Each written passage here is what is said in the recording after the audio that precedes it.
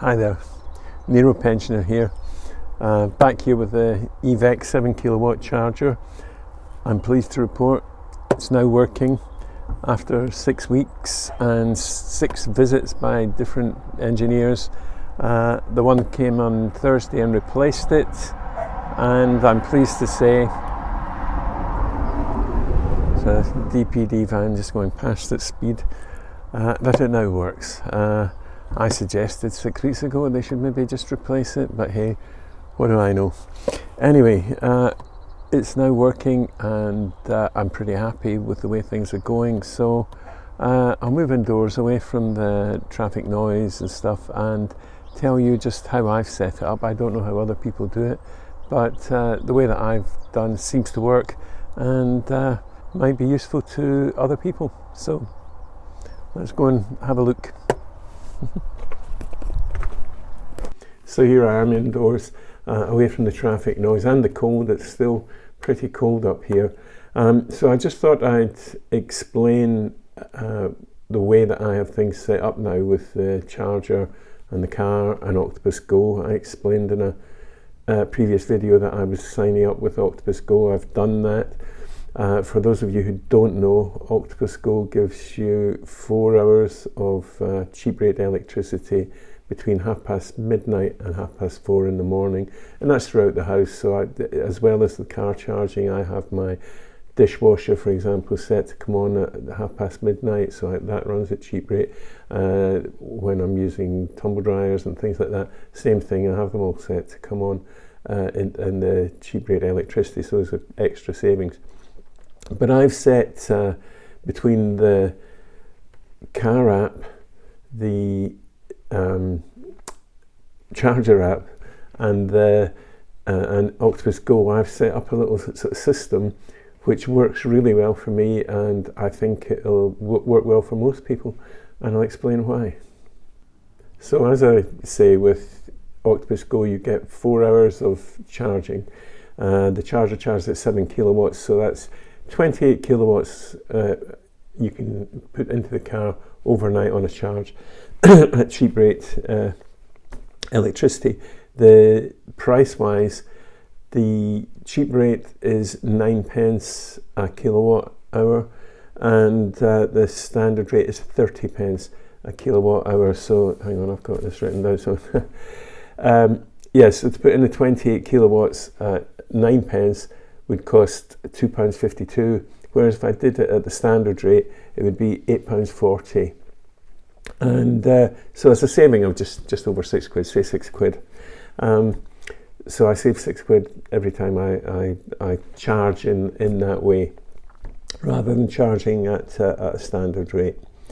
Now there are lots of YouTube's videos, I'm sure we've all seen them, where people explain why it's not best practice to charge the battery to 100% all of the time. I've watched a lot of them, I've looked into a bit, and I think, yeah, I concur with that. So I've decided that I'm not going to charge the battery, as a rule, occasionally I will, to 100%. So what I have done, and you'll be able to see here on the dashboard, is I've set the battery charging limit to 80%. So whenever the state of charge reaches 80%, the car will stop the charge. So that's good for maintaining battery health. The other thing about that is, if I go out and about and I do a long journey, which I will do, I have to say at that point I would probably charge up prior to leaving to 100%, but en route, if I were to stop at a charger, a fast charger, public charger on a motorway or something, it will charge up to 80%. And not only is that good for the state of health of the battery, but people also say that it's, and I get that as well, that it's actually the most efficient way to travel if you're doing long distances, because once the charger reaches, once the battery capacity reaches 80%, the chargers slow right down, and I've witnessed that myself. Even on my old Nissan Leaf, when I've had to charge away from home, I would find that plug it into a charger.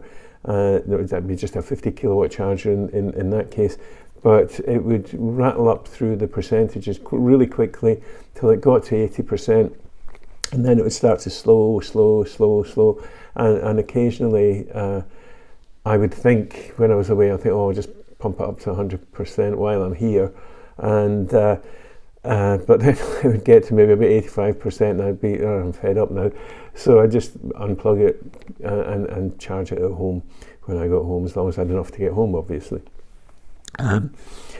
So that's the first thing, is I've set the limit of charge on the car to 80%. So the next thing that I've done, and sorry, I'll show you, oops, cancel, and I'll show you this. I hope you can see this. In fact, I'll put a still up on the screen. Is I've set on the Evec app, I've set the charge time to start at midnight and run for 4 hours. So that's the cheap rate for Octopus Go. So the charger will only charge during those hours. So it'll always be charging at cheap rate. So what this means is, as I say, if I'm out and about and I have to use a public charger, I don't have to worry about fiddling about with changing schedules and stuff on the car. It's not going to, I'm not going to plug the car in. It's not going to say, oh, you can't charge now because it's not between 4:30 and midnight, because I haven't set a schedule in the car. The only thing I've set in the car is the charge limit. Maybe, I'd want to override that, but as I say, it's unlikely that the 80% is the optimum charge for both for speed and for maintaining battery health. So that's that works fine. So this is how it works for me. It's pretty good. To explain the economics of it, I bought the charger on a deal with Arnold Clark for £499 installed. When I bought a car with them, that was the deal that they offered. So the charger has cost me £499. I save approximately £6 each time I do that charge. And for me, as a pensioner and a low mileage user, that I can do, that 28% is 50% of the capacity of the car, which gives me over 100 miles. That would probably be, I'd charge once a week perhaps, on weeks where I do other things like go to Glasgow, pick up my granddaughter and stuff like that, maybe twice a week. So saving £6 per charge, 1 to 2 charges a week, saving between £24 and £36 a month. The charge is going to pay for itself in 18 months. And from then on, I'm quids in. As I say, the 100 miles is pretty great for me for most things. But even for commuters, and this is why I think this system worked for most people, if your return commute is 100 miles a day, 50 miles each way, and I think that's quite a lengthy commute. I don't know if there's many people do a lot more than that. Then you can charge each night, cheap rate, and you're saving all the time. If it's 25 miles or whatever, then you only need to charge every other night. So yeah, it all works very well for me. I'm happy with the way things are going. I'm still really pleased with the car. As I say, it's probably the most boring car I've ever owned in my life, but my word, does it work. It works really well and it's efficient. The estimated mileage is pretty much bang on, as you may have seen in previous videos.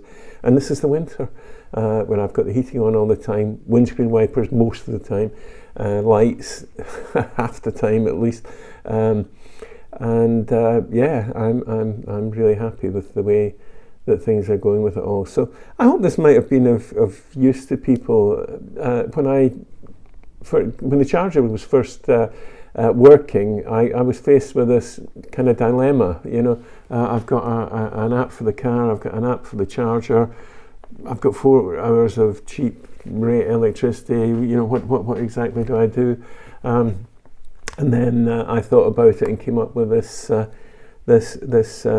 methodology of setting the charger for the time, the cheap rate time, and the car for the battery limit that I want. And as I say, works great.